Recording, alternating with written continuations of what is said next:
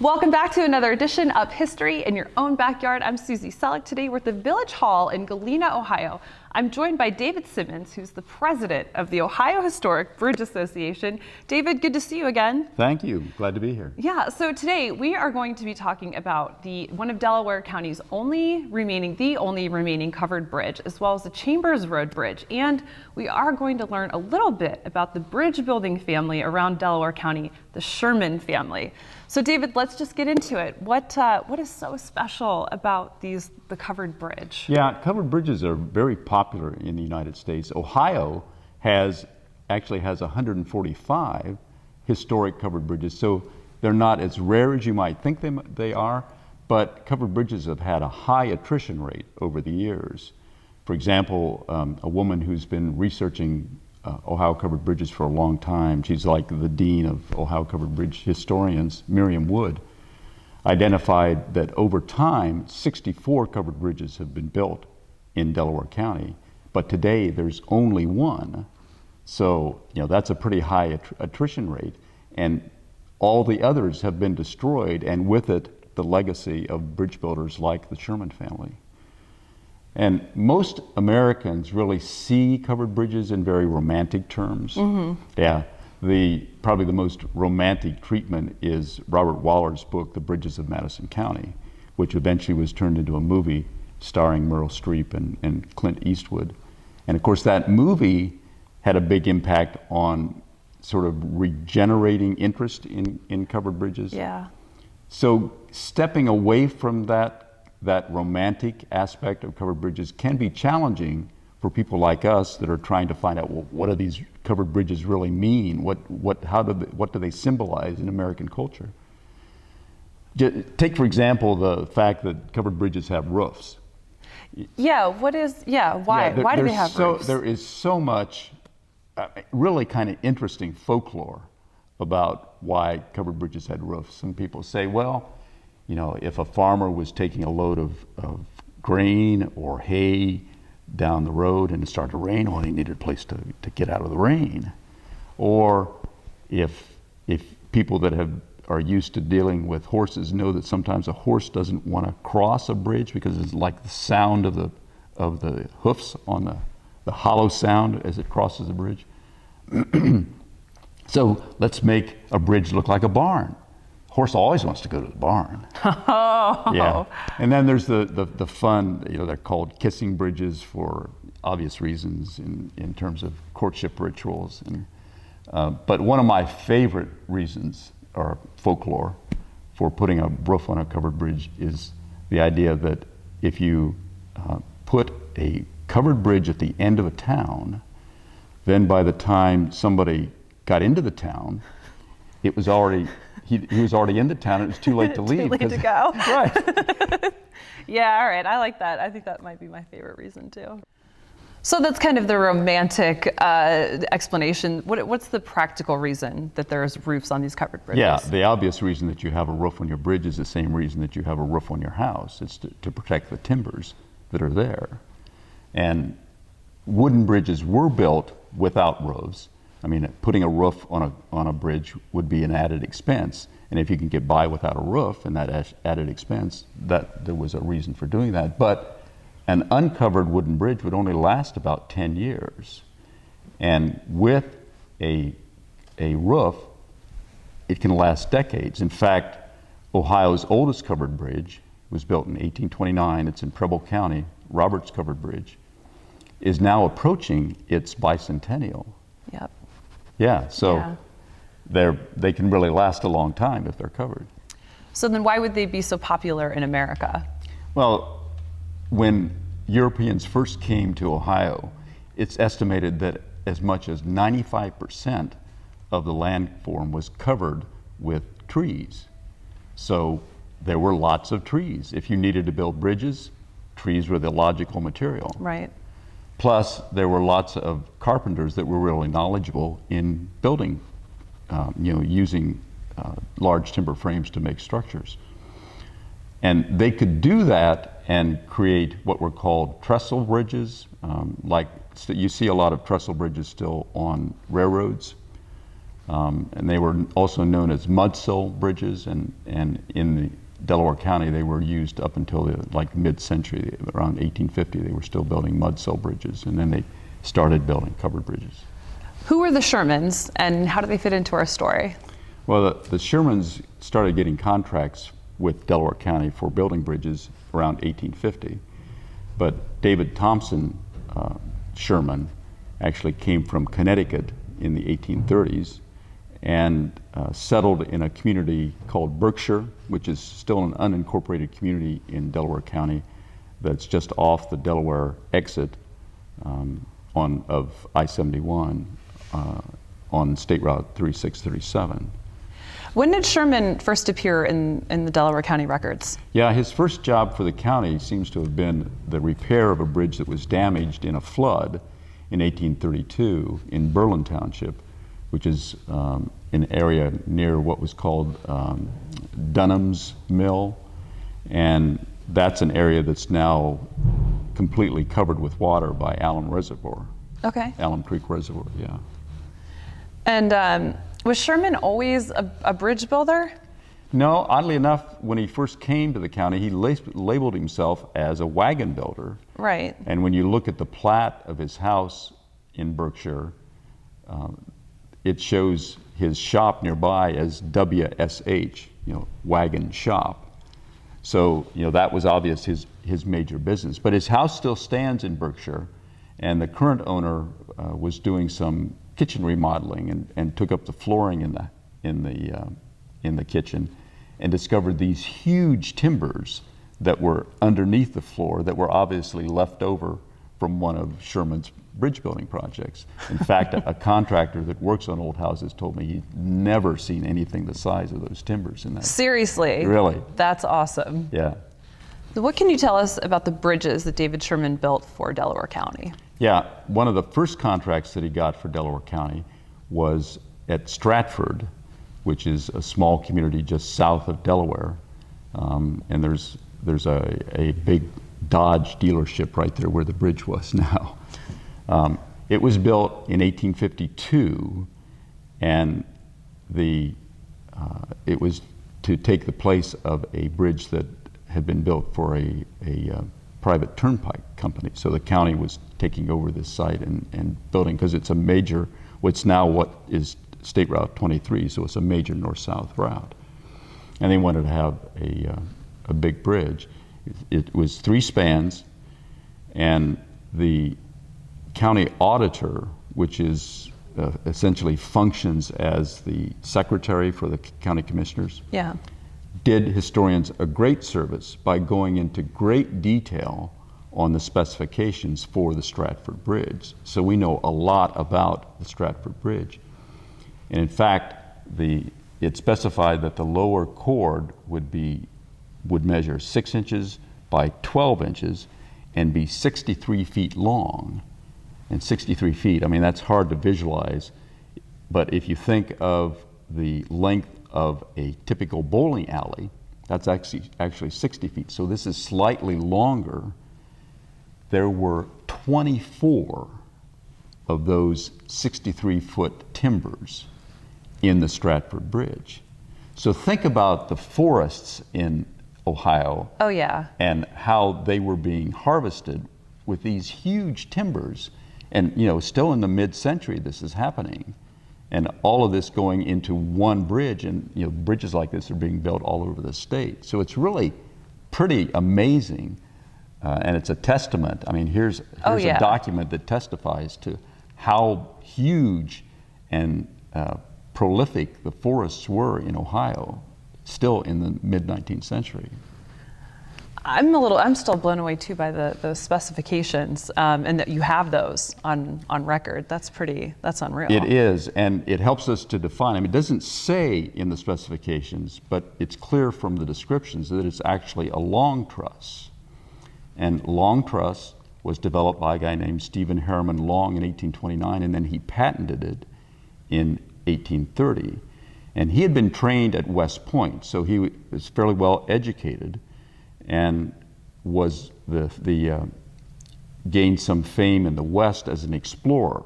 In fact, there's a a mountain peak in Colorado that's named Long's Peak after him. Nice. Yeah, and the federal government actually loaned him to the B&O Railroad to help them get them first construction, first survey works. And he is the one that's given credit for bringing scientific bridge design to America. Up to that point, bridge builders had been using what's called an empirical system. They learned it from their fathers, they learned it from their grandfathers, and if you needed a structure to cross a timber to be part of a bridge, they would just make it as big as possible. Right. And there wasn't really any science that went into saying, oh, how much do I need, actual wood do I need for that structure? And Long was the one that first said, this is wasteful, let's use some science here, let's use some math and figure out what the actual sizes should be. And I assume from what I know about trusses that has that scientific theory behind it. So when you do say truss, what do you mean by that? If we have a simple framework here with bolts in each corner, you can see it's very flexible. Yeah. But if I take and add something to it here, it automatically becomes rigid. And effectively, what I've created is a truss. A truss is made up of triangles. You can see there are two triangles, two equilateral triangles. So that works how? Yes. Any truss has two forces that operate on it. Mm-hmm. One pushes the parts together and one pulls them apart. The parts that are being pushed together are said to be in compression, and those that are being pulled apart are said to be in tension. Typically in a bridge truss, the top member, which would be the top cord, is always going to be in compression, and the lower cord is going to be in tension. Okay. And then the arrangement of the triangles and the function of the verticals and the triangles will determine what kind of truss it is. I mean, that's a real simplification, but that's basically how a truss works. Yeah. All right. So Long really brought the scientific theory to this and putting more of a design to it. He did. Okay. Long was a really smart guy, though, in the sense that not only did he bring math into bridge designs, he developed charts so that bridge builders who didn't know math could say, okay, I want to cross a stream that's this wide, how big a timber do I need? He had charts that told him what size to use. Plus he came up with the idea of pre-stressing. Pre-stressing is a concept that modern bridge builders still use, and sometimes they're surprised to how old that concept is. He decided that you could put wedges into his truss and basically tighten it up and pre-stress it and strengthen it so that it was stronger than it was without these wedges. Okay. So David, you mentioned that Delaware County's specifications were very clear, very exact. Now, did they mention these wedges? They didn't, and there's a couple of explanations for that. One is possibly that they didn't want to pay patent rights. So if you use a truss, you had to pay the patent owner. Right. So they might have been avoiding that, or they might not have really understood this innovative concept of the wedges that Long had added to this patent. So David, I've seen pictures of the Stratford Bridge. Now, it looked like some of the siding had come off, and that seems like it would be exposing the elements of weather, which seems kind of point defeating to having a roof. So what's going on there? Right. Well, you're being very observant because, in fact, the photo was taken after the 1904 flood, and they were concerned that the bridge was going to wash away, so they actually removed a lot of the siding so that the water would flow through. Oh. That's the thing about a covered bridge. It's wood, it floats, and a lot of covered bridges actually had to be tied down with iron rods to their abutments so they wouldn't float away.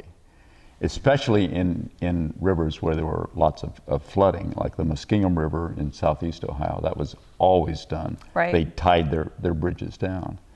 But ultimately the Stratford Bridge washed out in 1913 which was a major flood all across Ohio. In fact, in Delaware County, at least 18 covered bridges were washed out. Really? Yeah. The picture looks like it was taken from the middle of the river. How is that possible? Well, it was actually taken from a neighboring bridge, which was an interurban bridge. Ohio had, at one time, more interurban mileage than any other state. These were narrow gauge railroads that ran between communities. In this case, it was the Columbus, Delaware, and Marion interurban railroad. And the bridge was right next to, the two bridges were right next to each other. And really, that's all that remains now from these two bridges, two major bridges across the Olentangy River are the abutments. Is all that's left today. And you can see them right near that Dodge dealership that I mentioned, you know. What are some of the other bridges Sherman erected for Delaware County? One of the major bridges that he was contracted to build was on William Street, which is on the east side of Delaware. And this was a bridge that he and one other man bid on, and he actually got the job with a bid of, I think it was $4,550, something like that. But he got the job because he agreed to put 3 coats of white paint on the bridge that the other guy hadn't, and that added, I think it was $110 to the whole contract price. The value. Right. The value. Right. Value added. Yeah, there you go.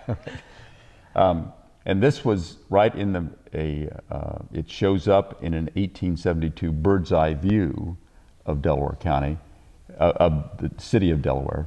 And the artist, I don't know how familiar people are with bird's eye views, but the artist made the bridge look really huge in comparison to the houses and factories around it, which is kind of curious.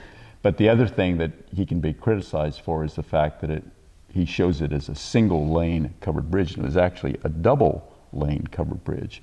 Especially in cities, you find 2-laned or double barreled is another term for them, being built so that you could have traffic going both ways at any one time.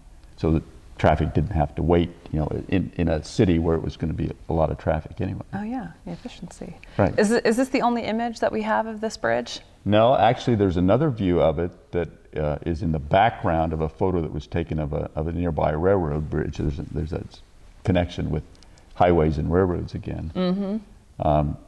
And the William Street Bridge had actually, because it was a double-barreled structure, had 3 trusses. So you had 2 trusses on the outside and 1 in the middle.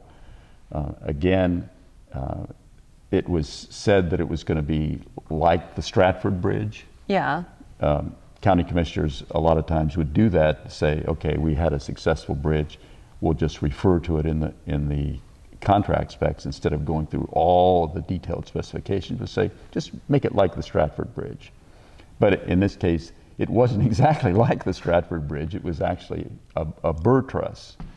Okay, hold on. Not everyone knows what a Burr truss is, so can you elaborate on that real quickly? Right. A Burr truss was developed in 1804 by a guy named Theodore Burr, okay. Also from Connecticut. And his first bridge was, major bridge, was a multi-span crossing of the Hudson River at a New York town called Waterford. And a Burr truss was really, again, a very ingenious design because it combined an arch, which had always been used as a very strong structure, right, with a truss. So you had both, and it was a very strong structure. So there's obvious reasons in the city like Delaware, where you're going to have a lot of heavy traffic, that you would have a strong structure like that. David, what else can you tell us about the William Street covered bridge? Well, in this case, Sherman was required to build it in 3.5 months instead of the 9 months that he had with the Stratford Bridge, which is, again, logical because if it's in an urban setting, they want to get a project done more quickly. Right, right. And they had a sign on either end of the bridge that said it was unlawful to drive over the bridge faster than a walk or to smoke on the bridge. Yeah, okay. Again, practical kind of things. In 1887, it's noted that the mayor of Delaware, was a guy named Buck, commented that there were holes in the roof and that some of the timbers were getting wet. They must have repaired it because the bridge was still there in 1913, and it was one of the bridges that was washed out along with the Stratford Bridge in 1913 with that major flooding in Delaware County and all across the state. So you mentioned earlier that David Sherman lived in the eastern part of Delaware County. Did he build any bridges over there? He did, in fact. Okay. In 1859, he was contracted to build a bridge on Yankee Street in Genoa Township, a few miles south of Galena, over the Big Walnut Creek. And this was a bridge that it was 2 spans, and this was a bridge that lasted up into the 1940s. And the photos that we have it show it to be in rather poor condition, which is partly due to the fact that the city of Columbus was already talking about putting a reservoir in this area. Got it. That would have flooded the site. So the commissioners didn't have a lot of incentive to keep the bridge in good repair. Right. A company got the contract to build the abutments along with Sherman, and a separate contractor, and they were asked to use Sunbury freestone or Harlem freestone for it. And they actually put a date on one of the abutment stones, 1859, which was pretty visible. I mean, it's easy to date the bridge when they got a date right on it. Oh, yeah, right? Yeah. What kind of bridge did David Sherman build on Yankee Street? He built a Burr truss and made the arch itself out of pine, and then the deck was made out of white oak, which is a very weather-resistant material, and it's one that's used a lot today. Right. But for the lower chords in particular, they didn't have those 63-foot timbers anymore. So a lot of the specifications go into explaining how the timbers, how smaller, shorter pieces of timbers were going to be locked together. Okay. And that's really, in the 19th century, something that defines the skill of a covered bridge builder, is how they are able to put those 2 pieces of wood together. So if you think of the lower chords always in tension, how do you put 2 pieces of wood together so that they can operate like this? Right. It really takes a lot of framing skills to be able to do that, and that helps to define. And again, it explains or shows, demonstrates, remember 1852 was when they had these huge timbers. This is 1859. It's in the same decade. Right. And they're gone. The trees have been removed, so now they're having to use shorter pieces of timbers to make these same structures. Just where they got to use their thinking caps too. Exactly. So good thing for David Sherman. Now, Right. did he ever do anything else, any other work within the county other than building bridges? Not that we're aware of. We know that he got some contracts to actually write up specifications Okay. for bridges, but most of the work that he did for the county was actually related to building structures, building bridges. So how long did he build bridges for Delaware County? Yeah, one of his last bridges that we know of was contracted for in 1866, and it was right at the southern end of Galena. Mm-hmm. And it was a over 200-foot structure, or I think 163-foot structure, as I recall. And the abutments for that bridge are still intact when the water's low enough in the reservoir. You can see them if you go down Area N, just south of Galena. But most of the photos that were taken of it that still exist show it near the end of its useful life, let's say, and the original wooden shake roof had been replaced by corrugated metal, and some of the siding was off. So again, the end years of some of these covered bridges are rather grim in terms of the condition of the bridges. Whatever happened to David T. Sherman? Sherman, towards the end of his life, got his sons to help him with some of his contracts. In fact, his oldest son, George, helped him with the Galena project that I just mentioned. But he died at age 70 in 1867 and is buried in the Berkshire Cemetery. Oh, well, and so I was going to ask if anybody else, kind of stepped up from his family to, take part in carrying on the legend. It's a good question. In fact, there was his son Everett stepped in to take over the business, take over the family business, and one of his first bridges was actually an open bridge in Sunbury, not a covered bridge. And he began to specialize in these open bridges. In fact, he had a patent that he received, a U.S. patent in 1877, that combined the uses of wood and iron together. So that was called a combination bridge, combining those two materials. And he began to really specialize in that. At this point, he realized that to make his patent really successful, he began to promote it, and the traveling public was now interested in not just major river crossings, but like little small streams. So there was a big demand for bridges, and he had the design that could be used for a lot of these small bridges. David, was that the only kind of bridge that Everett Sherman built? No, actually, he built the last covered bridge in Delaware County, the Chambers Road covered bridge, which is again across Big Walnut Creek in Porter Township, north of Sunbury, just off of State Route 61 on Chambers Road. David, what can you tell us about the Chambers Road covered bridge? This was a child's truss. In fact, we think that it was probably the first child's truss that had been built for many years. It was developed by a man named Horace Childs from New Hampshire. And Childs was the nephew of Stephen Long and had worked as an agent for Stephen Long. And because of that, he was very familiar with the problems that the Long truss had, the shortcomings. And one of the main shortcomings was the fact that as traffic used a Long truss, the wedges that we talked about would actually work themselves loose, and someone would have to go back and drive these wedges back in. The other issue was that with any wooden bridge, the timbers tend to dry out over time, and the structure loses its stiffness, and that was a bad thing. So Childs came up with the idea of incorporating iron rods with nuts on the end.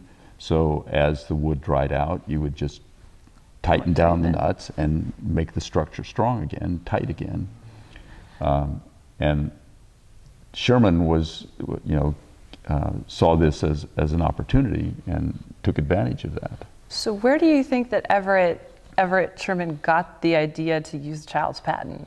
Well, that's an interesting question, because historians have speculated on why did Everett Sherman pick up this Child's truss, which had been developed back in the 1840s, in the 1880s, 4 decades later. And I think the answer to that question is really very simple.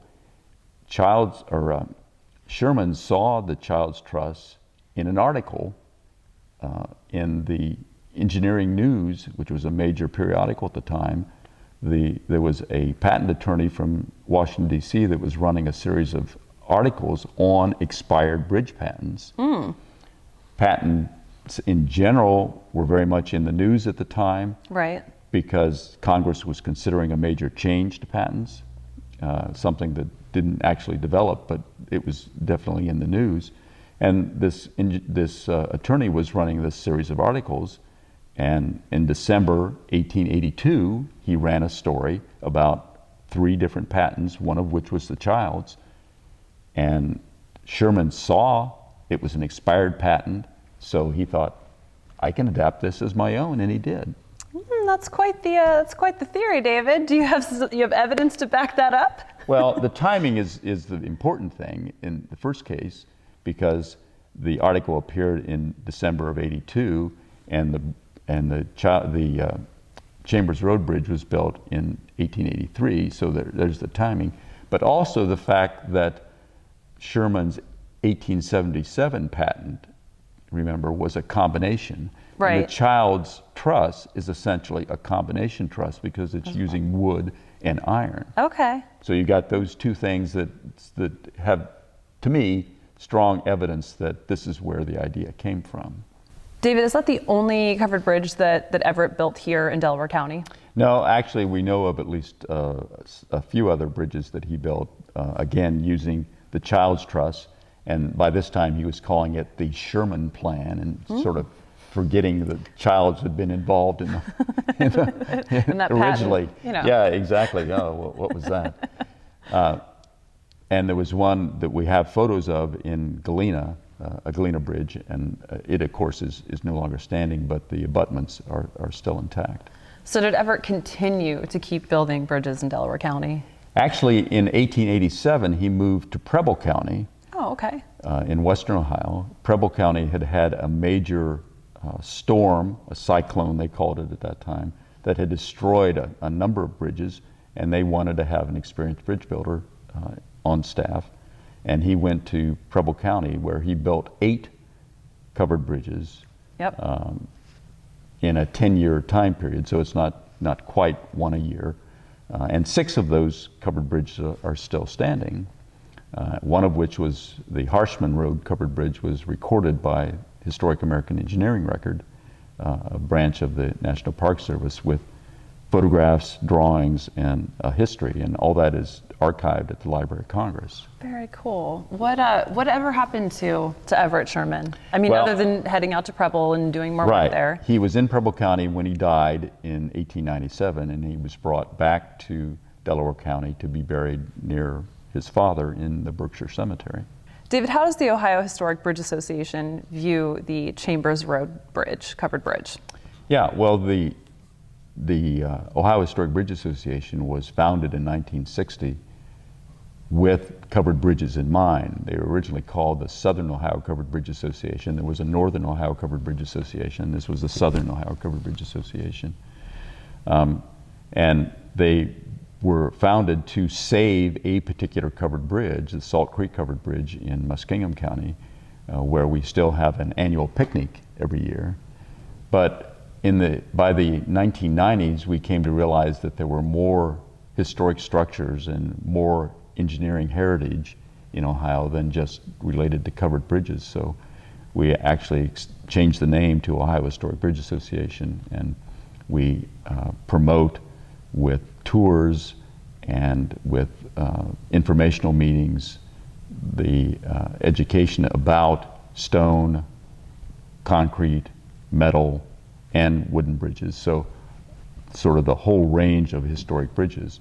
But the Chambers Road Bridge in particular, because it seems to have this important relationship to the child's truss, to the development of use of the child's truss in western Ohio, where it had a major impact on another county. You know, this seems like a really important element of American bridge, or of Ohio bridge history, that we want to try and recognize. Yeah, well, indeed, you've done a great job of it, and I mean, I certainly love learning a lot more about these bridges and getting your knowledge, so thank you for that. Thank you. Thank you for watching another edition of History in Your Own Backyard. I'm Susie Selleck, and today we were in Galena, Ohio, here with the president of the Ohio Historic Bridge Association, David Simmons. David, thank you again for joining us. Glad to have been here. Remember, travel slowly and stop often. Bye for now.